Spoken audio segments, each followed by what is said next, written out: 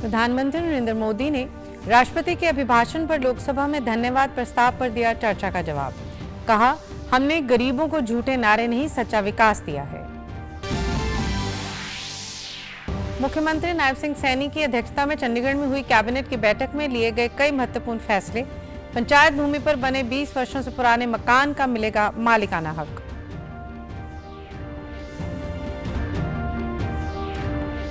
प्रदेश के 33 नगरों निकायों के चुनाव की हुई घोषणा। 2 मार्च को होगा मतदान। 11 फरवरी से नामांकन प्रक्रिया होगी शुरू। 12 मार्च को आएंगे नतीजे।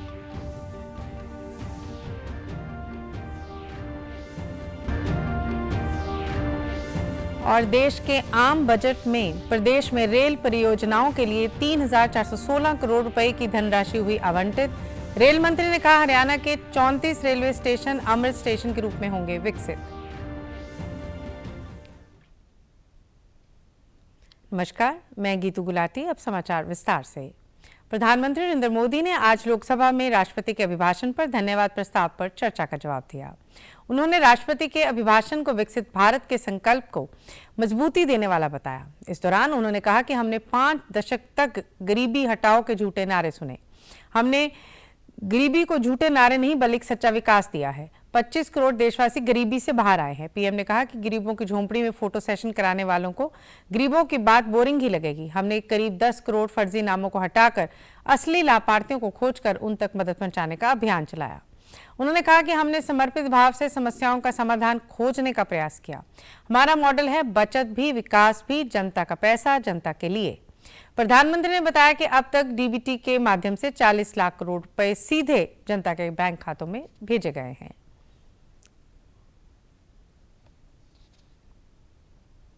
आदरणीय राष्ट्रपति जी का ये उद्बोधन विकसित भारत के संकल्प को मजबूती देने वाला है, नया विश्वास पैदा करने वाला है और जन सामान्य को प्रेरित करने वाला है कि गत 10 वर्ष में देश की जनता ने हमें सेवा करने का मौका दिया। 25 करोड़ देशवासी गरीबी को परास्त करके गरीबी से बाहर निकले। हमने गरीब को झूठे नारे नहीं, हमने सच्चा विकास दिया। जनधन, आधार, मोबाइल की जेम ट्रिनिटी बनाई और डीबीटी से डायरेक्ट बेनिफिट ट्रांसफर ये देना शुरू किया। आदरणीय सभापति जी, हमारे कार्यकाल में हमने 40 लाख करोड़ रुपया सीधा जनता जनार्दन के खाते में जमा किया। पीएम ने कहा कि स्वच्छता अभियान का मजाक बनाया गया है, लेकिन सरकारी कार्यालयों से कबाड़ को बेचकर 2,300 करोड़ रुपए सरकारी खजाने में जोड़े गए हैं। घोटाला मुक्त होने से लाखों करोड़ों रुपए बचे हैं। संसद के चल रहे बजट सत्र के दौरान आज दोनों सदनों में चर्चा हुई। केंद्रीय कृषि मंत्री शिवराज सिंह चौहान ने लोकसभा में प्रश्नकाल के दौरान एक प्रश्न के जवाब में प्रधानमंत्री फसल बीमा योजना की प्रगति पर प्रकाश डालते हुए कहा कि 23 राज्यों और केंद्र शासित प्रदेशों ने इस योजना को अपनाया है, जबकि अन्य अपनी योजनाओं को जारी रखे हुए हैं। दुनिया की सबसे बड़ी फसल बीमा योजना के तहत गैर ऋणी किसानों से 5 करोड़ रुपए से अधिक आवेदन प्राप्त हुए हैं और 1,72,000 करोड़ रुपए किसानों के खातों में हस्तांतरित किए गए हैं। उन्होंने किसानों की आय बढ़ाने के लिए प्रधानमंत्री नरेंद्र मोदी की प्रतिबद्धता पर जोर दिया। लोकसभा में पूरक प्रश्नों का उत्तर देते हुए केंद्रीय कृषि मंत्री ने कहा कि 2019 से सरकार ने उत्पादन पर होने वाली लागत से 50% अधिक लाभ के साथ न्यूनतम समर्थन मूल्य की दरें तय की हैं। ये संतोष की बात है कि भारत दुनिया में खोपरा उत्पादन में प्रथम देश बन गया है और सरकार खोपरा को प्रभावित करने वाली बीमारियों पर नियंत्रण रखने के लिए पर्याप्त उपाय कर रही है।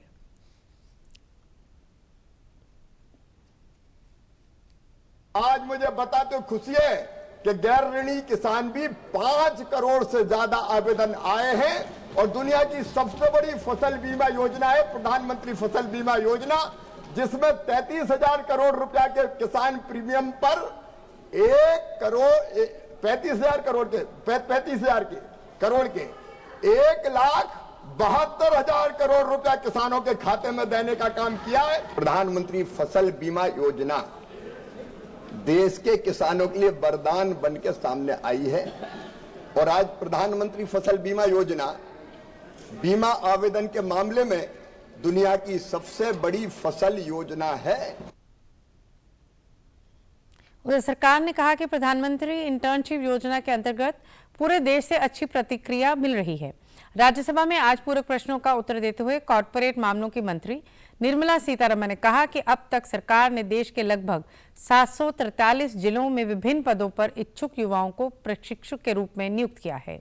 उन्होंने कहा कि पायलट योजना की शुरुआत से लेकर अब तक कई भागीदार कंपनियों ने 1,27,000 इंटर्नशिप के अवसर प्रदान किए हैं और 28,000 से अधिक लोगों ने ये प्रस्ताव स्वीकार कर लिया है और वर्तमान में इंटर्नशिप कर रहे हैं। इस साल जनवरी से शुरू हुए दूसरे चरण में 80 कंपनियां विभिन्न क्षेत्रों में इंटर्नशिप के अवसर प्रदान कर रही हैं। Is such a program which provides for internship, and this scheme internship is meant for people who till then couldn't find an opportunity because either they are not skilled enough or they are not trained enough, and therefore the intent of the program itself is not to provide job but to provide an exposure and through the internship some kind of a awareness of what is there in the market for which they have to be trained. So the intent itself was only to provide exposure and some kind of a skilling within, in a very loose sense, skilling within the organizations. So it was part of the government's attempt to provide jobs, at the same time provide for those who are still not ready for the market, that kind of a readiness to be provided. So that was the intent of the scheme. मुख्यमंत्री नायब सिंह सैनी की अध्यक्षता में आज चंडीगढ़ में cabinet की बैठक हुई, जिसमें कई महत्वपूर्ण निर्णय लिए गए। बैठक के उपरांत निर्णयों की जानकारी देते हुए मुख्यमंत्री ने प्रेस वार्ता के दौरान कहा कि मंत्रिमंडल द्वारा विलेज कॉमन लैंड एक्ट 1959 में संशोधन को मंजूरी दी गई है। पंचायत भूमि पर जिसका भी 20 वर्ष से पुराना मकान बना है, उन्हें 2004 के कलेक्टर रेट पर मालिकाना हक दिया जाएगा। इसके तहत 500 वर्ग गज तक की जमीन दी जा सकेगी। इसके अलावा सीएम ने बताया कि हरियाणा के आढ़तियों को रबी सीजन में हुए नुकसान की भरपाई के लिए सरकार उन्हें 3.10 करोड़ रुपए देगी। पंचायत भूमि के ऊपर वो प्रसिद्धि वंश उनके मकान बने हैं, जिन्होंने मकान बनाए थे उनको कलेक्टर रेट पर उनका नाम मालिकाना हक देने का निर्णय आज मंत्रिमंडल में हुआ है। ऐसे ग्राम पंचायत में अनधिकृत जो जगहों के ऊपर मकान बने हुए हैं, उनके कब्जे वाली 500 वर्ग गज तक भूमि मार्केट उस कलेक्टर रेट के ऊपर बाजार मूल्य पर देने का निर्णय वो किया है। रब्बी की खरीद सीजन जो 2024-25 था, उसमें नमी के कारण उन्होंने इस बात की शिकायत की थी कि भारी नुकसान हमें हुआ है, तो आज मंत्रिमंडल में उसको मंजूरी दी गई है। राज्य सरकार ने आढ़तियों को जो नुकसान हुआ है उसकी भरपाई के लिए 3 करोड़ 10 लाख रुपए की राशि वो उनको शॉर्ट जो गेहूं हुआ है उसके लिए वो देने का निर्णय किया है। सीएम ने कहा कि बैठक के दौरान मंत्रिमंडल ने हरियाणा वन्य जीव सुरक्षा अधिनियम 2024 को मंजूरी दी है, जिसमें परमिट प्राप्त करने के लिए मानदंड निर्धारित किए गए हैं। वहीं सीएम ने केंद्रीय बजट पर कहा कि ये विकसित भारत के संकल्प को पूरा करने वाला बजट है। इसकी चौतरफा प्रशंसा हो रही है। मध्यम वर्ग को बहुत बड़ी राहत दी गई है।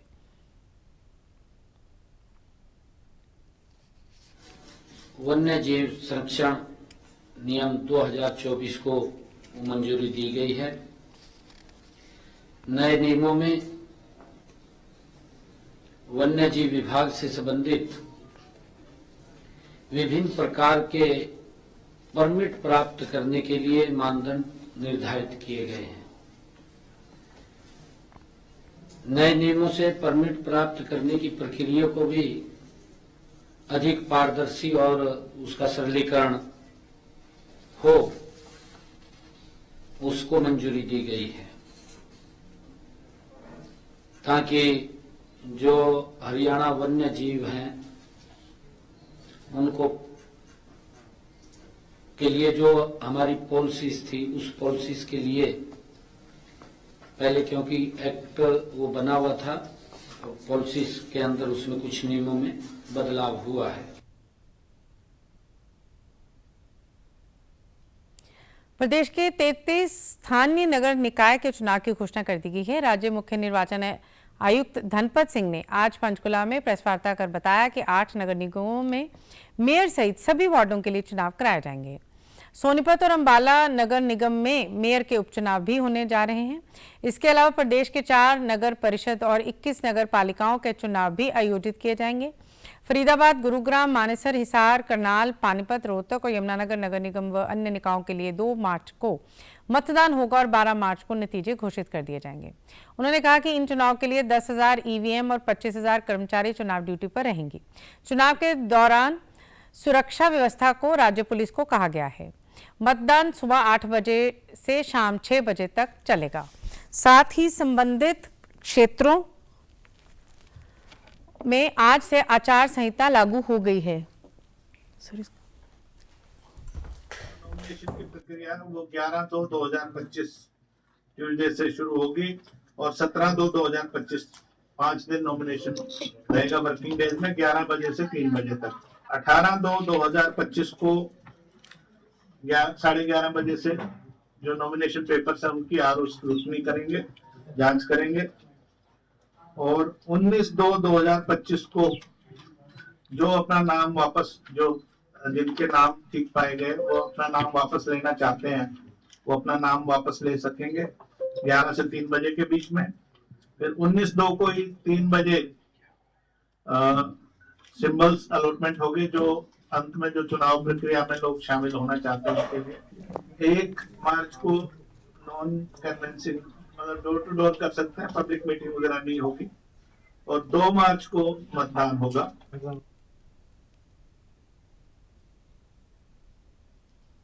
कल दिल्ली में मतदान होना है। दिल्ली विधानसभा चुनाव से पहले सीएम आतिशी के खिलाफ पुलिस ने केस दर्ज किया है। आतिशी के खिलाफ सरकारी काम में बाधा डालने के आरोप में गोविंदपुरी थाना में एफआईआर दर्ज की गई है। दरअसल दिल्ली चुनाव के लिए कल चुनाव का प्रचार थम गया, लेकिन देर रात तक पार्टी के कार्यकर्ता कई जगहों पर प्रचार करते दिखे, जिसकी वजह से कई जगहों पर हंगामा भी हुआ।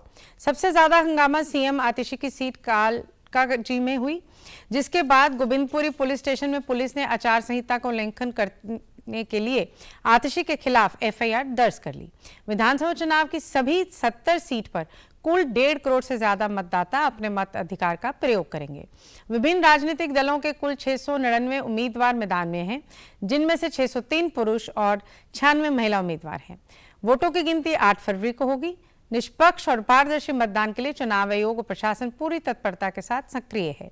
मतदान को लेकर पुलिस ने सभी तैयारियां पूरी कर ली हैं। उधर हरियाणा सरकार ने दिल्ली में होने वाले विधानसभा चुनाव के मद्देनजर सभी सरकारी कार्यालयों, शैक्षणिक संस्थानों, बोर्डों और निगमों में 5 फरवरी को संवेदन छुट्टी घोषित की है। इस छुट्टी से राज्य सरकार के कर्मचारियों जो दिल्ली के पंजीकृत मतदाता हैं, उन्हें अपने मत अधिकार का प्रयोग करने का अवसर मिलेगा। साथ ही दिल्ली चुनाव को देखते हुए हरियाणा में 2 दिन शराब की दुकानें बंद रहेंगी। ये फैसला गुरुग्राम और फरीदाबाद में भी लागू होगा। इस दिन सुबह 6 बजे से लेकर शाम 6 बजे तक शराब की दुकानें बंद रहेंगी। वित्त वर्ष 2025-26 के लिए देश के आम बजट में हरियाणा रेलवे परियोजनाओं के लिए 3,416 करोड़ रुपए की धनराशि आवंटित हुई है, जो कि वर्ष 2009 से 2014 तक मिले 315 करोड़ रुपए से 11 गुना अधिक है। केंद्रीय रेल मंत्री अश्विनी वैष्णव ने कल नई दिल्ली में इसकी जानकारी देते हुए बताया कि इस धनराशि से हरियाणा में रेल इंफ्रास्ट्रक्चर को बूस्ट मिलेगा। वर्ष 2014 से अब तक हरियाणा में 823 किलोमीटर रेलवे ट्रैक बिछाए गए हैं, जो कि संयुक्त अरब अमीरात के समस्त रेल नेटवर्क के समान है। मुख्यमंत्री नायब सिंह सैनी ने प्रधानमंत्री नरेंद्र मोदी और केंद्रीय रेल मंत्री अश्विनी वैष्णव का प्रदेश में रेल इंफ्रास्ट्रक्चर को मजबूत बनाने के लिए बजट में बड़ी धनराशि आवंटित करने के लिए आभार जताया। उन्होंने कहा कि राज्य में इस बजट से रेल इंफ्रास्ट्रक्चर मजबूत होगा, जो कि विकसित भारत के संकल्प की बुनियाद को मजबूत करेगा। रेल इंफ्रास्ट्रक्चर से राज्य के लोगों का जनजीवन सुगम होगा। अश्विनी वैष्णव ने बताया कि हरियाणा के 34 रेलवे स्टेशनों को 1149 करोड़ रुपए की राशि से अमृत स्टेशन के रूप में विकसित किया जा रहा है।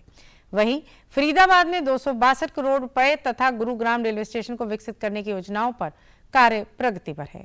उन्होंने कहा कि हरियाणा में वर्तमान में 14 नए रेलवे ट्रैक पर काम जारी है। नए 1195 किलोमीटर ट्रैक बिछाने पर 15,875 करोड़ रुपए खर्च होंगे। वर्ष 2014-15 से 2025 तक राज्य में रेलवे इंफ्रास्ट्रक्चर को गति मिली है। इस दौरान 121 ट्रैक के विद्युतीकरण का कार्य पूरा हुआ और 534 रेलवे फ्लाईओवर व अंडरब्रिज के निर्माण का कार्य भी हुआ। वहीं रेलवे के आधुनिकीकरण के लिए कवच परियोजनाओं के तहत 398 करोड़ रुपए की धनराशि आवंटित की गई। रेलवे मंत्री ने कहा कि इस समय में हरियाणा को 5 वंदे भारत एक्सप्रेस ट्रेन की कनेक्टिविटी मिली है। वर्तमान में राज्य के 144 रेलवे स्टेशनों पर वाईफाई की सुविधा दी गई है। 416 करोड़ और 34 स्टेशन को अमृत स्टेशन कार्यक्रम के तहत मॉडर्न नए तरीके से बनाया गया।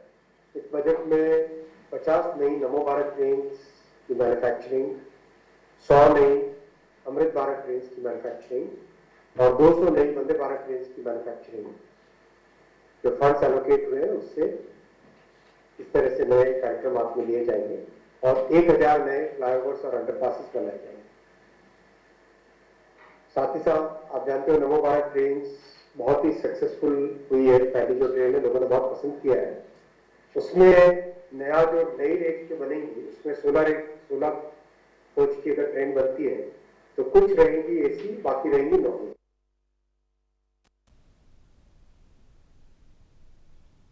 आज विश्व कैंसर दिवस मनाया जा रहा है। इसका मुख्य उद्देश्य दुनिया भर में कैंसर के बारे में जागरूकता बढ़ाना, लोगों को शिक्षित करना और इस बीमारी के खिलाफ लड़ाई में एकजुट होना है। ये दिन कैंसर से प्रभावित लोगों और उनके परिवारों के लिए समर्थन और एकजुटता का प्रतीक है। पंचकुला में आयोजित राज्य स्तरीय प्रशासनिक देखभाल कार्यशाला में बड़ी संख्या में चिकित्सक शामिल हुए। एम्स से डॉक्टर ब्रजेश कुमार राठौर ने बताया कि इस वर्ष के विश्व कैंसर दिवस की थीम यूनाइटेड बाय यूनिक है, जो कैंसर के खिलाफ सामूहिक प्रतिबद्धता की याद दिलाता है। प्रत्येक मरीज को यूनिक मानकर उसकी देखभाल की जाए।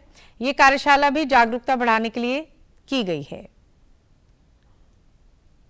यूनाइटेड बाय यूनिक का मतलब ये है कि एक तो हमें जुड़ के रहना है और एक साथ जुड़ के इकट्ठे में कैंसर के अगेंस्ट लड़ना है। और इसको यूनिक भी इसलिए किया गया है क्योंकि हर पेशेंट की ज़रूरतें अलग अलग होती है, हर पेशेंट के सिम्टम्स अलग अलग होते हैं। तो एक पेशेंट को एक पेशेंट न मान के एक इंडिविजुअल और एक यूनिक पर्सन मान के उसकी यूनिक रिक्वायरमेंट का ट्रीटमेंट करना इस बार के वर्ल्ड कैंसर डे का थीम है, जिसके तहत आज हम यहाँ पे सम्मिलित होकर एक वर्कशॉप कर रहे हैं।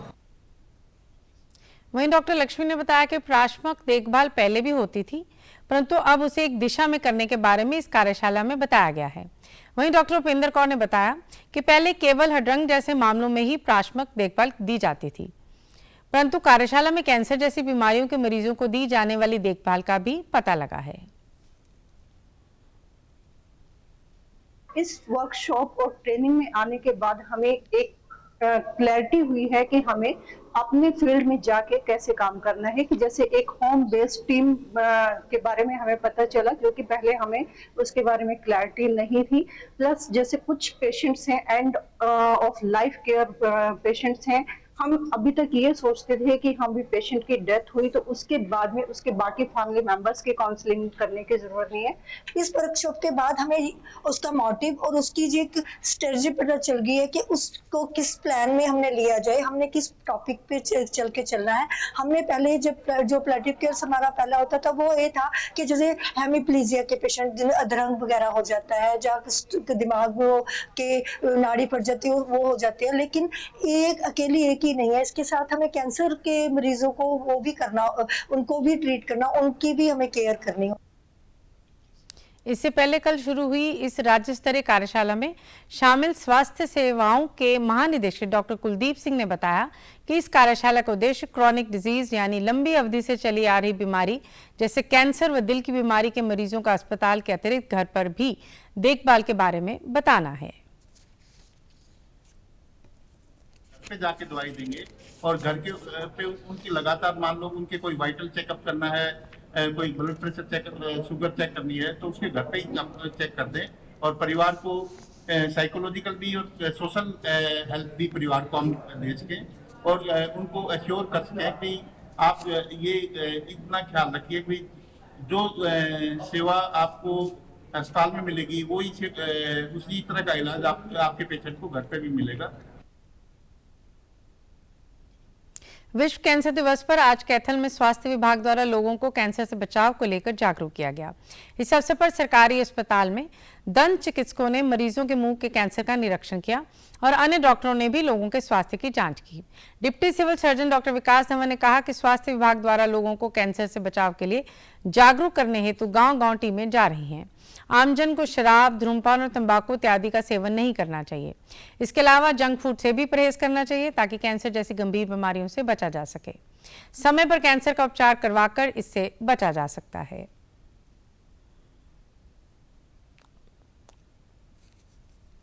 हर तरह के कैंसर के बारे में नॉलेज दी जा रही है, जैसे कि मुंह का कैंसर हो गया, ब्रेस्ट कैंसर हो गया, ओवरी का कैंसर हो गया। इसके लिए आप डेंटल सर्जन के पास जा सकते हैं, जनरल सर्जन के पास जा सकते हैं और वहां पर चेकअप करवा सकते हैं। अगर आपके मुंह के अंदर कोई सफेद धब्बा है तो आपको ओरल कैंसर हो सकता है। डेंटल सर्जन आपको बायोप्सी के लिए आगे भेजेगा। यदि किसी लेडी को अपनी ब्रेस्ट के अंदर कोई गांठ लगती है तो वो जनरल सर्जन के पास जा सकती है। जनरल सर्जन उसके अंदर से टुकड़ा लेके निकाल के बायोप्सी के लिए भेजेगा। अगर वो कैंसर होगा तो उसकी उचित उसको इलाज किया जाएगा। वहीं दंत चिकित्सक डॉक्टर भावना गुप्ता और डॉक्टर अनिल रंगा ने कहा कि लोगों को अपने शरीर के साथ साथ दांतों और अपने मुंह की भी अच्छी तरह से देखभाल करनी चाहिए।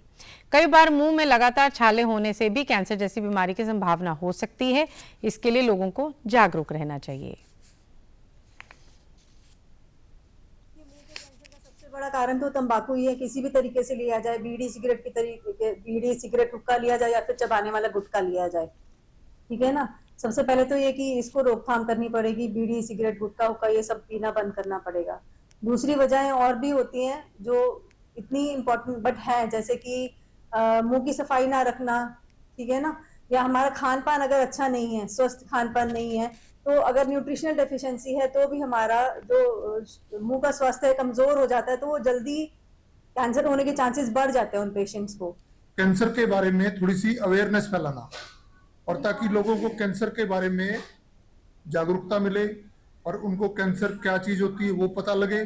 सरकार की तरफ से समय समय पर प्रोग्राम चलाए जाते हैं, जैसे कि बीच में हमारा ओरल हेल्थ पखवाड़ा आ जाता है जिसमें हम फील्ड में जा जाके पेशेंटों का स्क्रीनिंग करते हैं, उनको ओरल कैंसर के बारे में बताते हैं।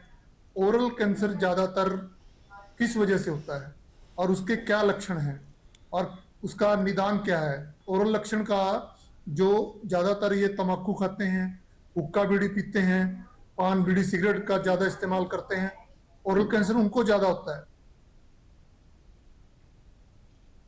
अंबाला छावनी के नागरिक अस्पताल में विश्व कैंसर दिवस पर एक जागरूकता कार्यक्रम का आयोजन किया गया। इस कार्यक्रम में मुख्य रूप से पीएमओ डॉक्टर रेणु बेरी पजनी मौजूद रही। अटल कैंसर केयर के कार्यकारी निदेशक यशपाल वर्मा ने बताया कि हर साल 4 फरवरी को विश्व कैंसर दिवस के रूप में मनाया जाता है। इस दिन को मनाने का उद्देश्य लोगों में कैंसर के प्रति जागरूकता बढ़ाने और इस बीमारी से लड़ने के लिए वैश्विक स्तर पर प्रयासों को मजबूत करना है। करोड़ों की लागत से बना अंबाला छावनी का अटल कैंसर केयर सेंटर कैंसर के मरीजों के लिए किसी वरदान से कम नहीं।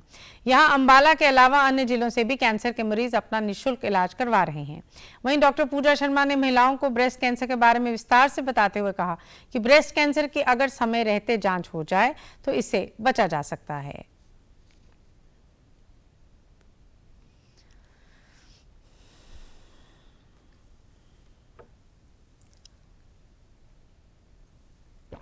कैंसर के बारे में जागरूकता फैलाने के लिए 4 फरवरी को वर्ल्ड कैंसर डे मनाना शुरू किया था।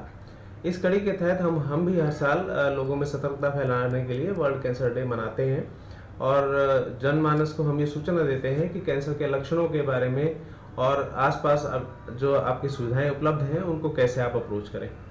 तो जहाँ तक लक्षणों की बात है, किसी भी तरह की गांठ, किसी तरह का रक्तस्राव, किसी भी तरह की आपकी दिनचर्या में परिवर्तन, जैसे लगातार कब्ज रहना या पेशाब वगैरह में या लैट्रिन में खून आना है, उस तरह की चीज़ों को आप नज़रअंदाज ना करें और आसपास की जो आपके स्वास्थ्य सुविधाएं हैं वो आप लें। आम पब्लिक में, उसमें मैं ये कहना चाहूंगी कि शरीर में कहीं कोई गांठ अगर है तो कृपया अपने आसपास डॉक्टर को अवश्य दिखाएं। स्पेशली जो फीमेल्स हैं, जिन्हें अगर अपनी ब्रेस्ट में कोई भी गांठ जो कि कोई दर्द नहीं कर रही है, ऐसे ही बस पड़ी है, उसको एक बार खुद से चेक करें और उसके बाद डॉक्टर को अवश्य दिखाएं। उसमें जो है उम्र के हिसाब से गांठ देखिए 15 साल से 85 साल तक कभी भी हो सकती है, लेकिन जो शुरू के साल होते हैं उनमें गांठ जो है कैंसर नहीं होती। लेकिन आजकल 30 के बाद जो गांठ महसूस हो रही है उसमें कैंसर होने की संभावनाएं ज्यादा होती हैं। वहीं अस्पताल में इलाज के लिए अनेक रोगियों व उनके परिजनों ने कहा कि अस्पताल में कैंसर का निःशुल्क इलाज किया जा रहा है और उन्हें सरकारी सुविधा का पूरा लाभ मिल रहा है, जिसके लिए वे सरकार के आभारी हैं।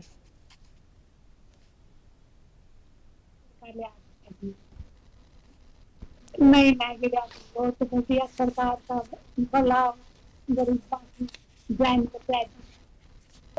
हाँ सर, अच्छा कैंसर का माता का कैंसर है, उसके लिए इलाज बहुत अच्छा ही चलेगा, सरकार बढ़िया कर रही है। मेरे फादर का प्रोस्टेट कैंसर का पिछले 3 साल से ट्रीटमेंट चल रहा है। पहले ये टीका हम बाजार से लिया करते थे, तो डॉक्टर साहब ने कहा कि ये यहीं उपलब्ध है और वो 3 महीने में एक बार लगता है एंड ही इज़ अबाउट ये समझो 90% ठीक हो चुके हैं। इतना हॉस्पिटल ये अच्छा है अटल के नाम, अटल केयर सेंटर, मैं नहीं समझता हमारे रीजन में आसपास इससे बढ़िया कोई हॉस्पिटल हो सकता है। वस्त्र मंत्रालय द्वारा कुरुक्षेत्र के कला कीर्ति भवन में 10 दिवसीय गांधी शिल्प बाजार आयोजित किया गया।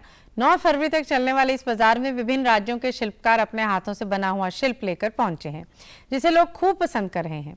शिल्प बाजार में बिहार की मधुबनी पेंटिंग, पंजाब की जूतियां, राजस्थान की कसीदाकारी, लखनऊ की चित्रकारी, कलकत्ता के फूल, फिरोजाबाद का गिलास, सहारनपुर का लकड़ी से बना हुआ सामान और भागलपुर का सिल्क तथा बनारस की साड़ी देखने को मिल रही है।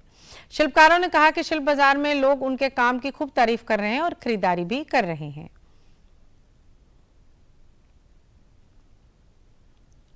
मधुबनी पेंटिंग है वो लेकर आई हूँ मैं। अभी आपने निर्मला सीतारमण जी को देखा होगा बजट पेश करने के दौरान, वो मधुबनी पेंटिंग की साड़ी पहन कर आई थी, जो काफ़ी चर्चा में था।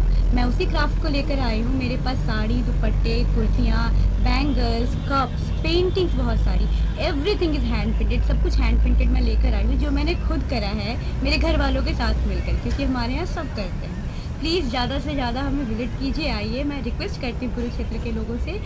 आप यहाँ विजिट कीजिए, हम एग्जीबिशन के लिए आए यहाँ पर। यहाँ अच्छा कलेक्शन मिलेगा आपको, जैसे पश्मीना शॉल जो हाथ से बनते हैं, जो गर्म भी बहुत होते हैं, और बेड कवर्स भी हमारे पास अच्छे कलेक्शन के होंगे, जो पूरा हाथ से बनता है। बाकी आप विजिट कीजिए, अच्छा कलेक्शन मिलेगा। हमारी जो प्राचीन हस्तकला लुप्त हो रही है उसके बारे में लोगों को जागरूक करने के लिए, और जो हमारे हस्तशिल्पी इस क्षेत्र में रोजगार प्राप्त कर रहे हैं उनको रोजगार देने के लिए मेन ऑब्जेक्टिव है इस गांधी शिल्प बाजार का। मैं आपको ये भी बता दूं कि हमारे यहाँ 72 के करीब हस्तशिल्पी पधारे हैं। राजस्थान, जम्मू एंड कश्मीर, बिहार, पश्चिम बंगाल, हिमाचल प्रदेश, पंजाब, हर तरीके की हस्तशिल्प निर्मित वस्तुएं ही यहाँ कुरुक्षेत्र वासियों को मिलेंगी। वहीं पर्यटकों ने कहा कि कुरुक्षेत्र में आयोजित शिल्प बाजार में अलग अलग राज्यों की कलाकृति और संस्कृति एक ही स्थान पर देखने को मिल रही है। आयोजन हुआ है जिसमें एक ही छत के नीचे हमें विभिन्न प्रांतों के शिल्पकार यहाँ देखने को मिल रहे हैं। उनके हाथों की जो कला है, हस्तशिल्पों को हम यहाँ देख पा रहे हैं, और विभिन्न प्रकार की प्रदर्शनियाँ यहाँ लगी हैं, जिसमें कपड़े हैं, जिसमें जूतियाँ हैं, जिसमें फर्नीचर है, जिसमें साजो सामान है, और भी तरह तरह का सामान यहाँ हमें देखने को मिल रहा है। कुरुक्षेत्र के लोग जिसका आनंद ले रहे हैं, और निरंतर 9 फरवरी तक ये मेला यूं ही चलते रहने। समाचारों में आज इतना ही। नमस्कार।